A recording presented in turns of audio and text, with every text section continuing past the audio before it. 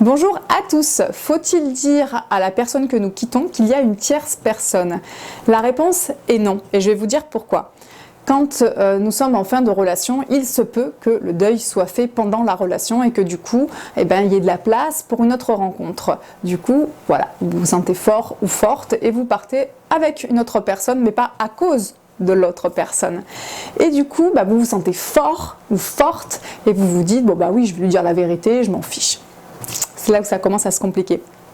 Parce que quand on quitte quelqu'un, la relation, on va dire, est censée être duel. Vous êtes en couple, vous vous séparez de l'autre, donc c'est qu'une question de deux personnes. Et le message initial de fond, c'est « je te quitte, j'ai besoin de me retrouver, je ne me sens plus bien dans cette relation ».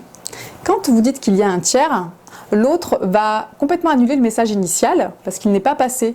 Il va plutôt nourrir sa colère et son sentiment d'injustice.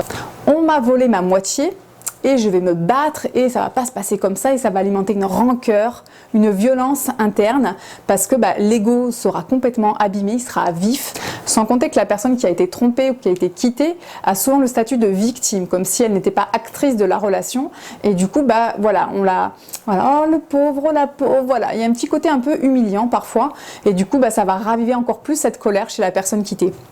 Si vous avez une famille, donc des enfants, cette situation va être invivable très rapidement parce que le beau-père ou la belle-mère, la tierce personne, va avoir difficilement une place dans la vie des enfants puisque la personne qui a été quittée va être infecte, va souvent alimenter des choses plutôt négatives à l'égard de cette personne-là et à l'égard aussi du parent qui part.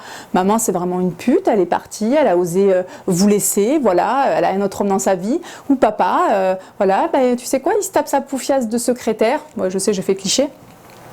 Non mais vous vous rendez compte, il vous abandonne pour elle, il va sûrement faire une autre famille avec elle, vous n'existerez plus. Voilà, des parents complètement fragilisés qui ont des blessures narcissiques profondes, de l'abandon, du rejet, l'injustice, de la trahison et l'humiliation.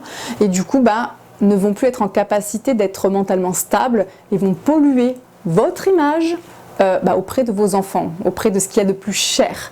Et donc du coup, la nouvelle famille que vous allez recréer avec la personne qui était un petit peu dans l'ombre sur la fin de la relation, rien ne sera possible puisqu'il y aura tellement de négativité, tellement de violence que ça va être un enfer. C'est pour ça qu'il est important de faire de cette relation avec la tierce personne une relation de l'ombre pendant un petit moment. Et moi, de ce que j'en observe, c'est que les conséquences sont plutôt bien compliquées puisque on finit à l'hôpital, on finit au commissariat, on porte plainte, les enfants sont pris en otage, c'est un vrai bazar. Donc si vous voulez aussi éviter tout ça à votre famille, si vous ne sentez pas que le partenaire que vous quittez est en capacité de recevoir tout ça, abstenez-vous tout simplement. Je pense qu'il est important de savoir quand mentir parce qu'il en va juste de votre vie aussi. Il y a des gens qui meurent pour quitter quelqu'un et puis il en va aussi de votre lien à vos enfants. Je pense que c'est un des liens les plus importants qu'on a au monde.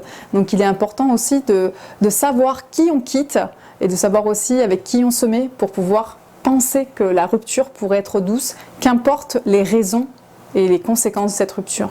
Je vous remercie de m'avoir écouté. N'hésitez pas à vous abonner à ma chaîne YouTube.